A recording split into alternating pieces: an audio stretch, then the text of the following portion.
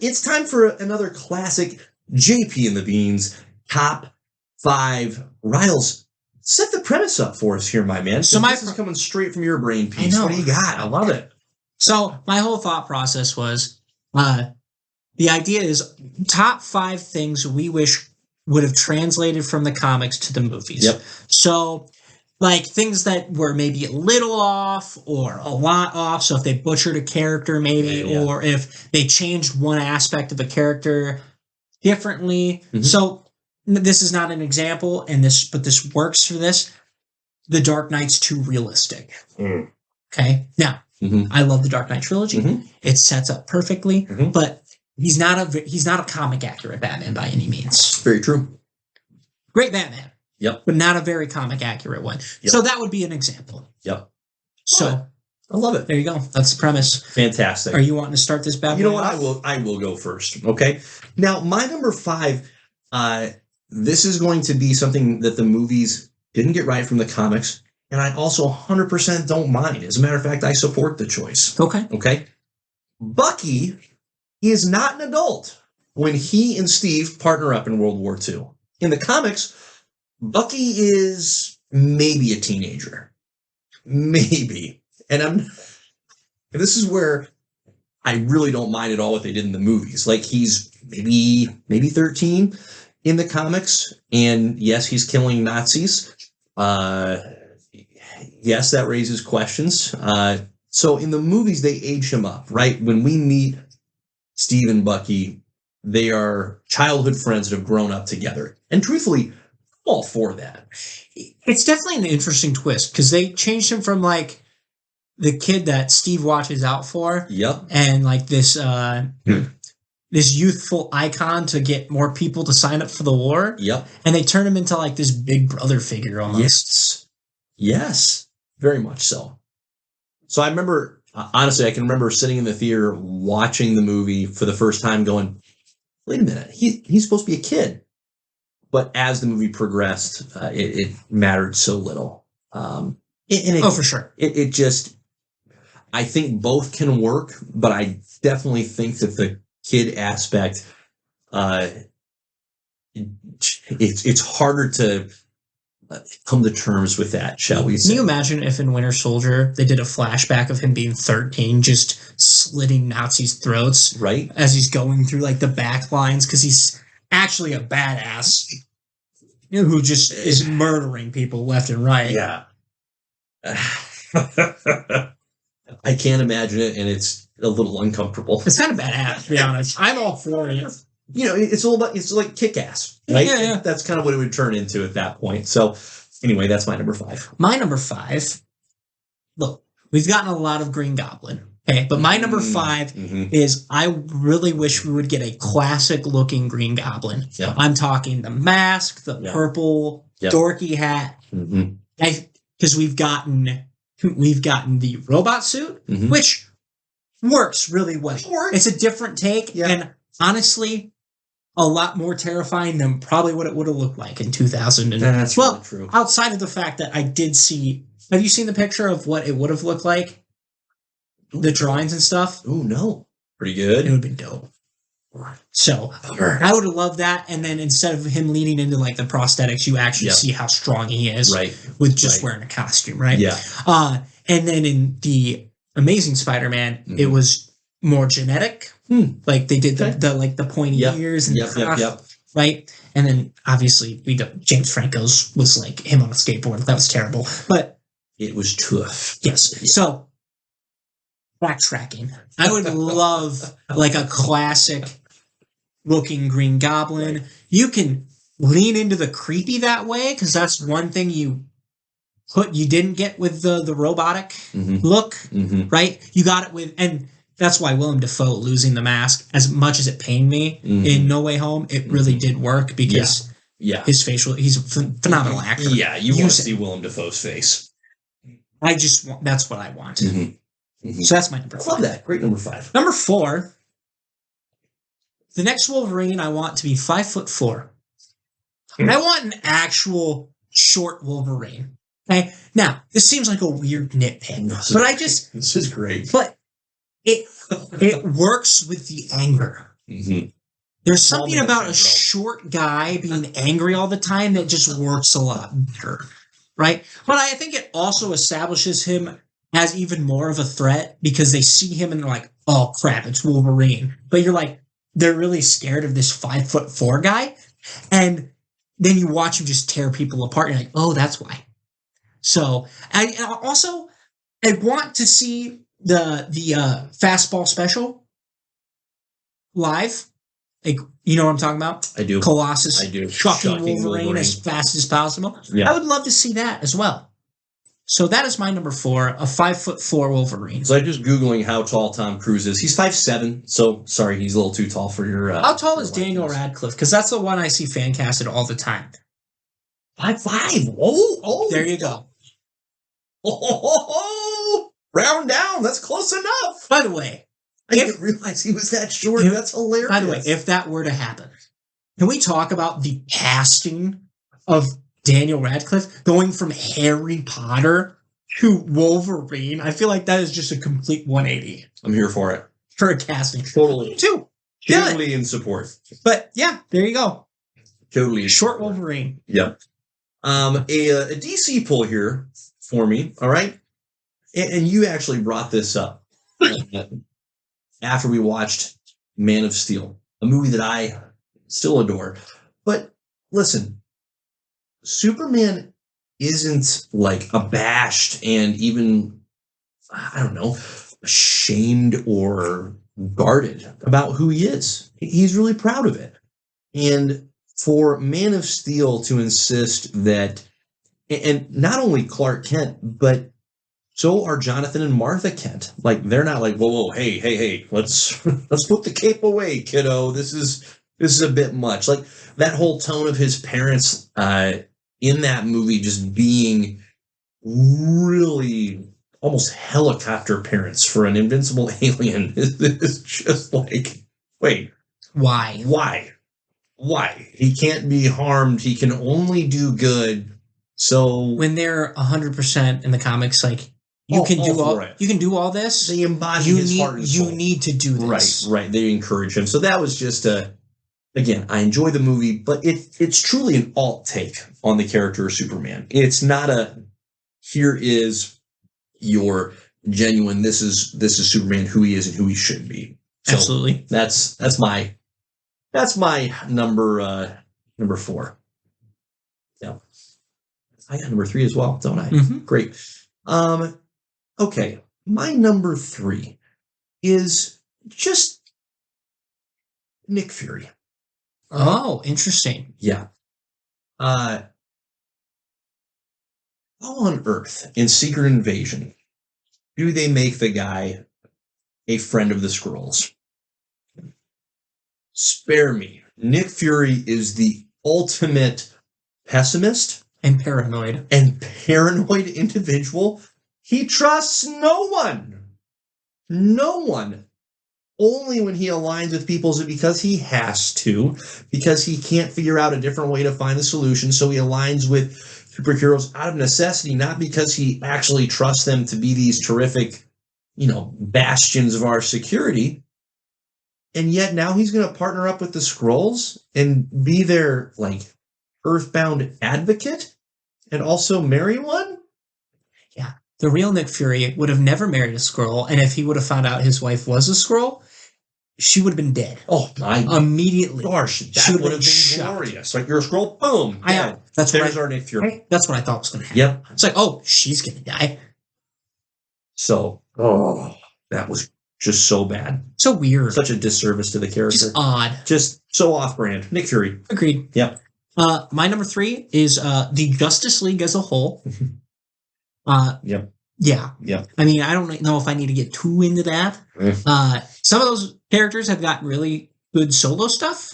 But I mean, I was just thinking about this. Even Superman and Batman have never had good on-screen chemistry from what they have in the comics.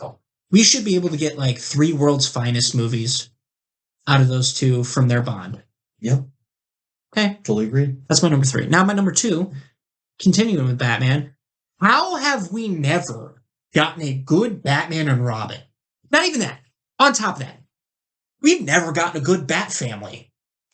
Period. That's my beef with Batman. Okay? I get the appeal of this solo guy where he's just a badass in his own right, brooding, because he is America's James Bond in a sense. Sure. That is who he is now as a character. Mhm. He's America's James Bond. You can make Batman movies till you die. We have never had a good Dick Grayson. Mhm. We have never had a good Jason Todd or a Tim Drake or a Damian Wayne. That's just the Batman. We have never had a good Batwoman. Correct. Cassandra Cain in Birds of Prey got absolutely massacred as a character. Hey, Didn't even watch it, nor would I ever. you're not missing out. No, but to be honest, I forgot that was a movie until just now. Isn't that crazy? I digress. It's a good place to be. That alone, the Bat family is such a sign of growth as Batman as a character, because he did used to be this brooding character, but to see him actually lean on other people and trust other people, and they hold him accountable just as much as he holds them accountable. Right. It's a fantastic dynamic. Never gotten it. Yeah. Unbelievable to me. Yeah. And I certainly hope that that's something that will change in the upcoming years. And you know what? I am I'm okay with them starting with Damian Wayne as Robin. Sure. Because to me, Sure. as long as Nightwing is Nightwing, Mm-hmm. and if you want to explore Robin with the Batman, fantastic. That's where you go with that route and have it be Dick Grayson. But this is where we're at. Yeah. No, it's a great number 2. My number 2, sticking on the Batman and DC side, is the dynamic between Batman and Superman in Batman v Superman: Dawn of Justice. The flip are we doing? These guys are BFFs. They're not enemies. Begrudgingly to Batman, but yes. Times, but so it's fine if, hey, at first there's a lack of trust from Batman to Superman, okay, or towards Superman, but for it to devolve into freaking flat out, I'm gonna murder the guy. Yeah, the murder thing just didn't add up to me. That's what he's doing. He's out to kill him, not to find out more. It's just, no, he's got to die. And which is against Batman entirely, because he would do everything in his power to find out more. And he doesn't just murder. He neutralizes, but he doesn't, that's the lazy person's solution. I'm just going to kill him. That's so against his ethos. That. So again, it was just foolishness, ludicrous, bad. Right, bad. And it's not even fun. You don't even want to see Batman and Superman fighting against each other. Listen, it's the most hilarious mismatch that there is. Okay? Anytime that Superman and Batman fight each other in the comics, Batman's cheating. That's the only way that he can ever quote unquote win or not lose. But Batman is cheating and Superman is holding back. That's the only way that Batman ever, again, heavy air quotes, wins. I love how you just described that as cheating. Just whatever the established rules of engagement would be, he's bringing in other people to help out from behind. It's just nonsense. So it's not even a legitimate, well, who would win in this fight? Superman would win.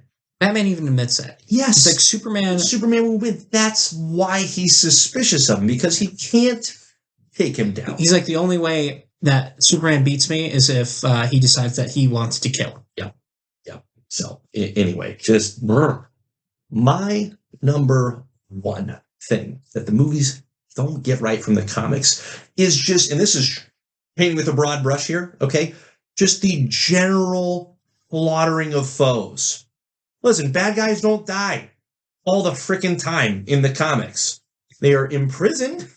Some die. They are defeated. Sometimes they die, but it's after a lengthy series of events, not 90 minutes. Well, and it's almost like they forget that superheroes aren't supposed They to kill kill. people, right? That's part of what makes They're them not supposed to kill people. right. That's what makes the Punisher unique in the realm of superheroes is that he's an anti-hero because he freaking kills everybody. Daredevil's the only one. Yep. He'll break all your kneecaps, Yep. but he won't Yep. kill you. Batman will put you in the body cast, but you won't be dead. You'll wish you were, but you're not. So the fact that the movies have so frequently just fatally dispatched their foes, disservice to the characters. Correct. You can defeat them. You don't need to kill them. It hasn't added anything. As a matter of fact, you just waste an opportunity to have that character return at some point, have it mean something. Now, if you're going to have the character return, you have to revive them, which further devalues the heavy air quotes death that happened because now you're showing, oh, I'm sorry, that was actually meaningless. So that's my number one. Just spare me. Okay. This is my number one. I'm looking forward to this so much. I have no idea what you're going to say. We have never gotten a comic accurate Mary Jane Watson. Wow. Wow. That is what bothers me. Okay. Kristen Dunst as MJ Yep. was Yep. terrible. Not okay. Now hold on. Oh, She's not a terrible actress, but it's a very bad portrayal of MJ because she has no loyalty whatsoever. There's zero loyalty. She's just going back and forth, back and forth, back and forth. Mhm. Okay, here's my second. We have not gotten an MJ that is an absolute smoke show. Now, that sounds like that to some people that might sound like, oh wow, that's just a man talking. No, you have to remember she is an absolute supermodel in the comics. She is a supermodel. She is an actress. Yep. Okay, I'll give you that. That is true. But our three MJs, Yep. okay, and I don't even count Zendaya as MJ. Okay? Okay. I don't even count her. Okay. Because she goes by Michelle and then she's technically MJ. That's not MJ. That is not Mary Jane Watson. Yeah. And even It's a character wise, weird- that's not MJ. No. I don't know. I don't understand the thought process. Okay. Yep. Take her Yeah. off the board. Okay. Kristen Dunst. Mhm. Not bad. And Amazing Spider-Man. It was supposed to be Shailene Woodley. Mm-hmm. Okay. Not a smoke show. Good actress. Don't get me wrong. Yeah. She's not Mary Jane Watson. Okay. Okay. And was Kristen Dunst technically a redhead? Oh, Was she a redhead in those I don't movies? know what the color of hair that any of these actresses and actors actually are. Yes, she was a redhead in the movie, though. Okay. Because Yes. gingers don't really get their light of day. We don't talk about that enough. That's a different topic for a different day, that these gingers just get retconned as something else. Okay? But, Oh, man, Guy Gardner is high-fiving you. look, she is a strong and independent woman. She is. Mhm. Great. But Mhm. she is also a supermodel and very loyal to Peter for the most part. It's true. Okay. But that's also part of her character's growth. She goes from this party girl into this, she stands by Peter throughout everything. Mhm. Now that's that's another thing, is like, they can't let Peter be happy with her for some other reason. Doesn't make sense. Who really? Okay. But we have never gotten a comic accurate Mary Jane, and it's mind boggling to me that we haven't. Okay. Even in the Spider-Man PS4 games, PS4, PS5, right? She is this journalist. She's, again, that's what they went with her. She worked at the Daily Bugle. Journalist. That didn't, look, that's not her. Her personality is pretty much there, but like what she does, and they kind of just make her a lot more reserved. And I'm like, I get it, but at the same time, that's just not Mary Jane. Right. That's not her. So that is my number one. That might be a controversial take for some, Hey, coming from a man, okay? And you might think, oh, he just wants to see a very attractive woman on screen. Yes, but that's not the point here. we're being honest, we all do. I mean, that's just like no, duh. We want to see attractive people on the screen. So Okay, so you're ragging on Kirsten Dunst, but I'm still going to be your friend. she just doesn't do it for me. That's fair. Okay, but That's she's fair. also not a supermodel. She is a good actress. Do not get me wrong. So here's my question. I love your take on the number one, so I appreciate your bold stance. who is there a person or persons that you have in mind that you're going, here's who I would say put this person in that role? No. Okay. And that's Fascinating. So it's just oh wow, this is I didn't like. I'm trying to go off like the dome right now, and Yeah. I got nothing off the dome. Okay, right? so now I'm gonna have to think about this.